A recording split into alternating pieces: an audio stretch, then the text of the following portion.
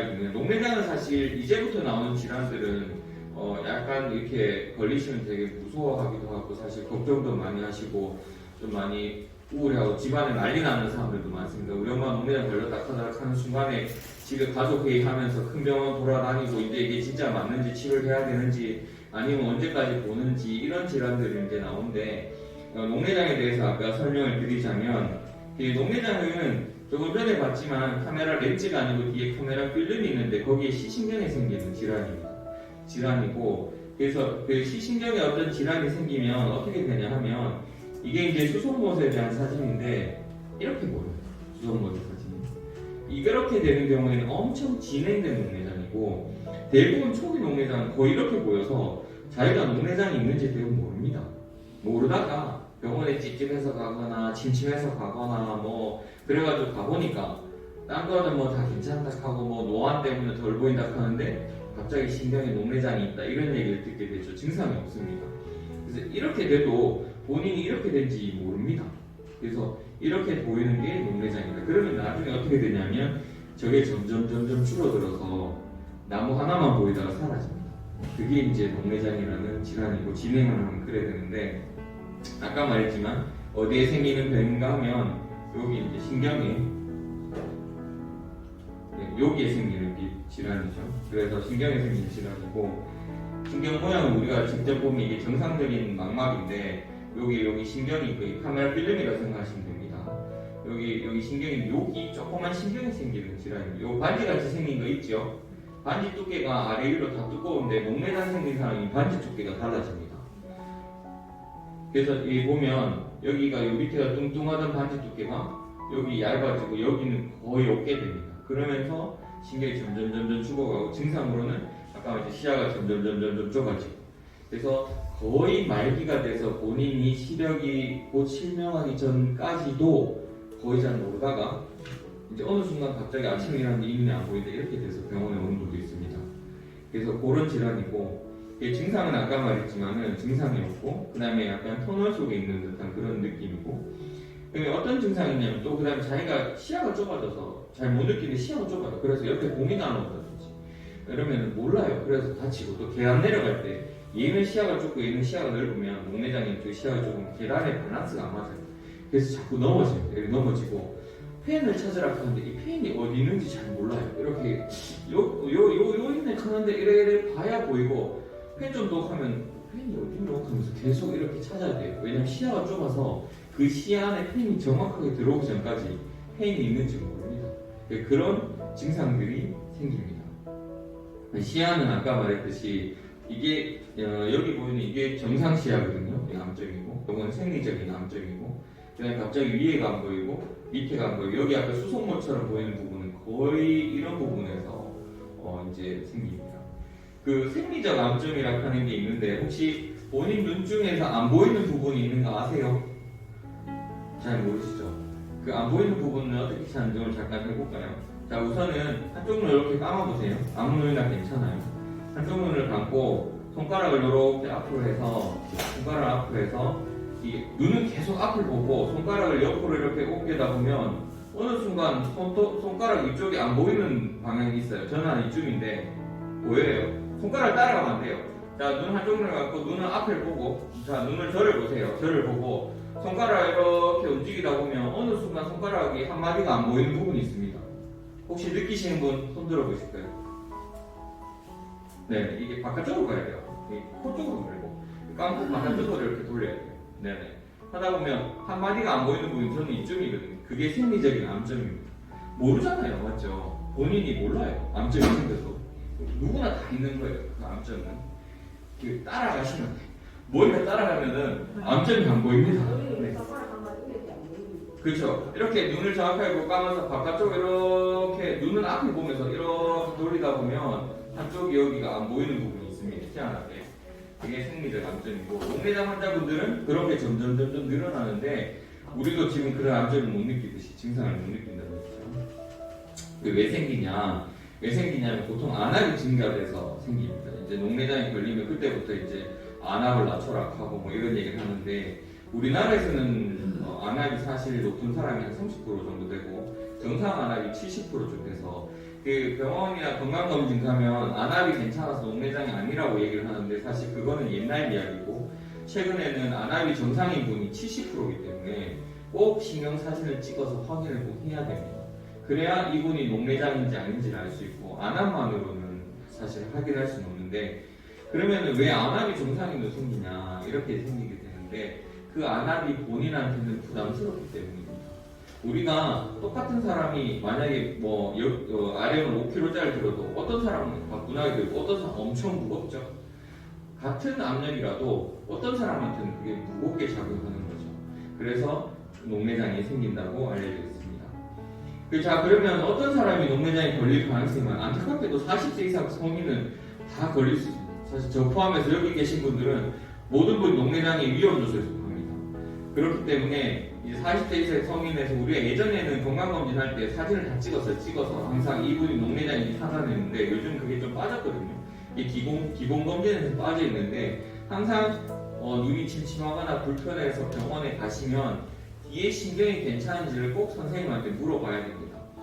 사실 선생님도 눈앞이 찝찝해도 왔다 갔는데 갑자기 뒤에 신경사진 찍으면은 보통 환자분들 아유 이 의사 이거 돈 벌려고 이거 뒤에까지 안 해도 되는 검사 다 한다 하면서 이렇게 얘기하거든요. 근데 그렇게 얘기하는 게 아니고 이제 선생님 입장에서는 이 사람이 괜찮다는 걸 알기 위해서 처음 오시는 분 같으면 한 번 정도 사진 찍어서 꼭 확인을 해야 됩니다. 그래서 왜냐면 아까 말했지만 증상이 없습니다.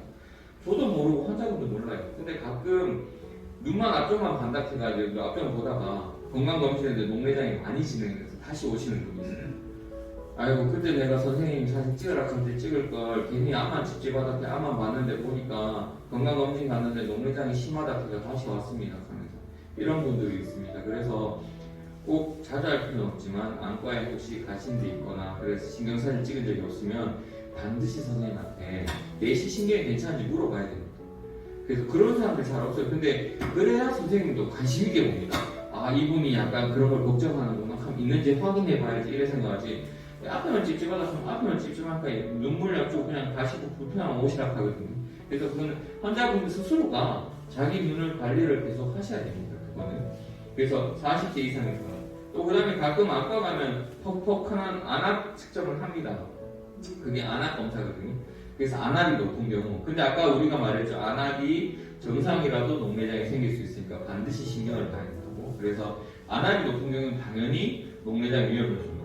또 가족 중에 녹내장이 우리 아버지가 우리 어머니가 녹내장 때문에 치료해서 수술 받아서 계속 녹내장 검진하거나 아니면 우리 아이가 녹내장 진단됐다 하더라 뭐 이런 경우가 종종 있거든요. 그러면 그 아래의 형제들은 녹내장이 있을 가능성이 높기 때문에 반드시 녹내장에 대한 검진을 꼭 하셔야 됩니다. 저희 환자분들 중에서도 많아요.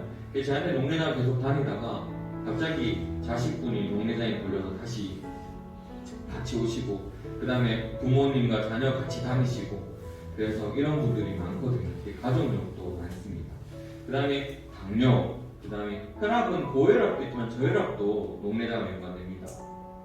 그런 분들. 또 그 다음에 안경 두꺼운 분들, 돋보기 안경 두껍게 끼고 다니는 분이나 아니면 눈 작아 보이는 안경 두껍게 끼고 다니는 분 이런 분들 또한 녹내장이 다 위험 요소가 되고 그 다음에 뭐 당뇨나 뭐 다른 여러 가지 질환들 아니면 안약을 엄청 계속 뭐 몇 년째 계속 똑같은 안약 계속 쓰시는 분들 이런 분들한테서 녹내장이 생길 수 있기 때문에 혹시나 자기가 여기서 한두 개 정도 해당되고 또 안과에 보통 안과에 오시는 연령대가 대부분 40대 중반부터 안과에 오시기 시작해요. 왜냐면 아침에 일어나는데 갑자기 글자가 안 보이기 시작하면서 걱정하시거든요. 그래서 그때부터 오시기 시작하기 때문에 여기 계신 분들은 대부분 다 안과에 한 번 정도 이상은 다 갔다고 생각이 듭니다. 그래서 이런 것들이 해당되면 본인이 다니시는 안과가 있으면 가셔서 꼭 괜찮은지를 물어보셔야 됩니다.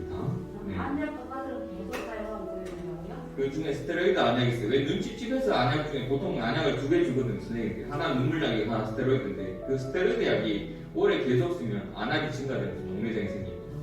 그래서 그런 약들을 오래 쓰신 분들은 꼭 한번 선생님한테 그런 얘기를 물어봐야 돼요. 사실 환자분도 자기도 안 먹고 우리도 바쁘니까 그냥 맨날 뭐 5년째 계속 오시던 분들 눈물약이고 찝찝해 하시는 분들을 다시 사진 찍어서 보는 일이 많지는 않거든요.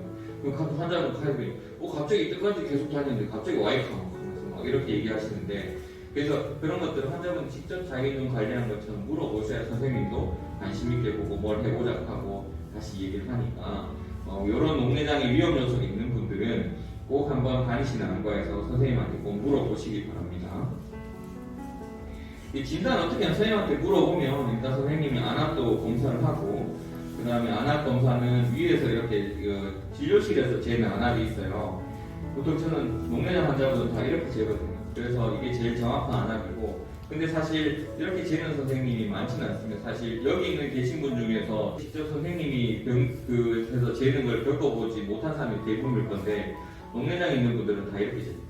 이게 제일 정확합니다. 그래서 이렇게 재는 것도 있고 아니면 이제 많이 하듯이 밖에서 컥컥거리는 무서운 안압기 있죠. 갑자기 공기 나와 깜짝 놀라게 하는 거 그런 걸로 이제 재는 경우도 있고 일단 안압도 재고 그 다음에 우리가 이제 눈의 구조도 살피기도 합니다. 이분이 녹내장이 의심되면 타입을 알기 위해서는 구조도 의심하고 그 다음에 여러 가지 검사를 합니다. 눈의 신경도 이렇게 직접 보기도 하고 그 신경이 어떤 이상이 있는지 발견해서 사진 찍어보면 이렇게 밑에 쪽에 죽어 있고 그 다음에 시야 검사를 보면 위에 쪽에 죽어 있고 이런 식으로 구조와 기능에 대한 검사를 해서 이분이 녹내장인지 녹내장이 아닌지 녹내장이 어느 정도인지 그럼 치료를 해야 되는지 말아야 되는지 이런 것들 타입도 있거든요. 이게 착한 녹내장이고 또 나쁜 녹내장이고 그래서 이게 그런 것들을 구분해서 치료 방향을 향해 결정하게 됩니다. 그 치료를 어떻게 하냐 우선은 대부분 다 약을 씁니다. 녹내장 걸리면 사실 우리가 실명을 되게 걱정하는데 실명하신 분 거의 세 부류예요. 늦게 발견되거나 안압이 엄청 높거나 타입이 되게 나쁘거나 이 세 분들은 사실 저도 많이 긴장하고 보면 다음에 이분이 진행하면은 조금이라도 진행하면 안 보이게 됩니다. 그래서 그런 분들은 엄청 긴장해서 보는데 일반적으로 아까 안압이 정상이고 녹내장이 초기고 착한 타입의 녹내장 분들은 본인이 사시면서 아까 생리적 감소처럼 그 죽어있는 부분을 못 느끼면서 사는 경우가 많습니다. 그래서 막 녹내장이 걸렸다고 막 슬퍼하고 울 건 아니고 어떤 분들은 내가 사업을 뭘 하는데 이걸 다 정리해야 되는지 이런 것들을 물으시는 분이 있어요. 녹내장이 진단됩니다. 사실 그런 착한 타입에서는 그런 것들은 걱정 안 하셔도 돼요. 다만 계속 관리를 해야 되겠죠. 그래서 약 같은 걸 쓰거나 이제 녹내장 약은 하루에 2번 넣거나 1번 넣거나 이런 약들이 있거든요.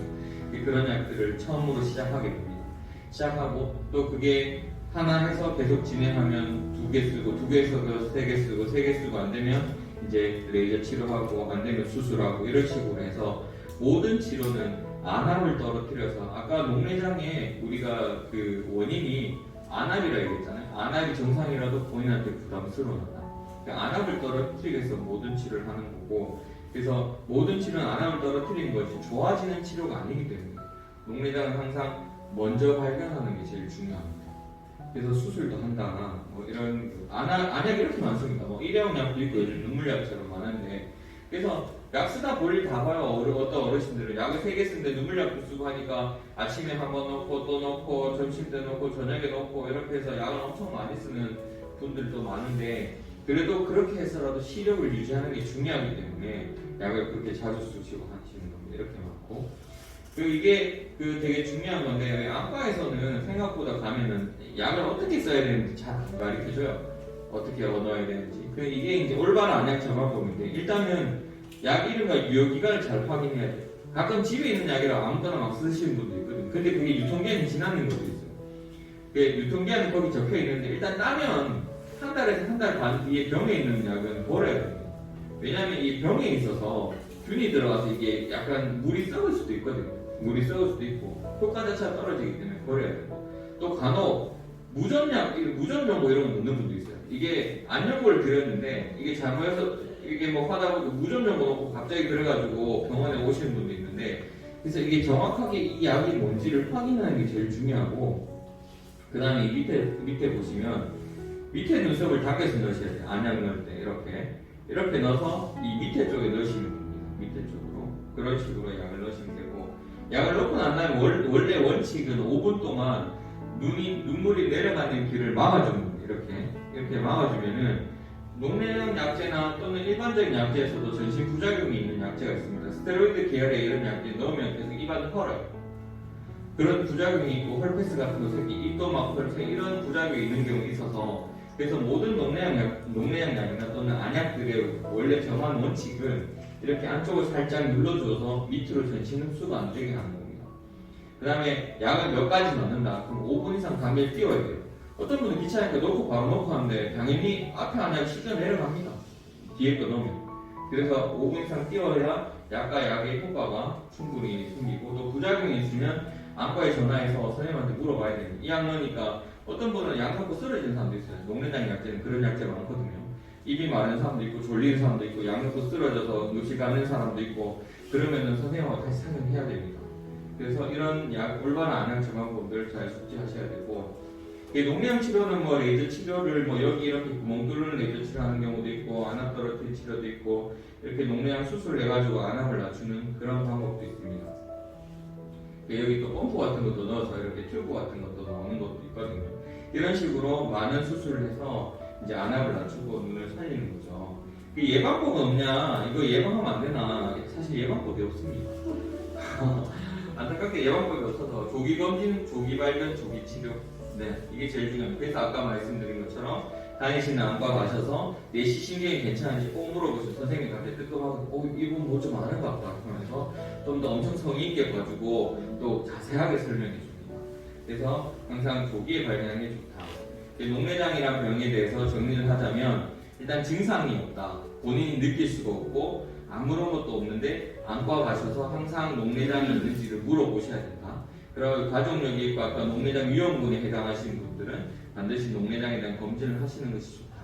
그래서 그냥 앞에만 그냥 집집에서 안과 갔다 앞에만 이러고 간다 하면 선생님한테 선생님 신경 괜찮은지 물어보면 갑자기 선생님이 격하면서 그럼 한번 볼까요? 하면서 이렇게 직접 보는 사람도 있고 아니면은 사진 찍어서 보시는 사람도 있고 그래서 그렇게 본인 스스로가 관리하지 않으면 어느 순간 갑자기 어디서 따뜻해서 침침해서 안 보인다 봤더만 녹내장 말기라는 얘기가 있습니다. 그래서 그거는 본인 스스로가 관리를 해야 되는 질환이다.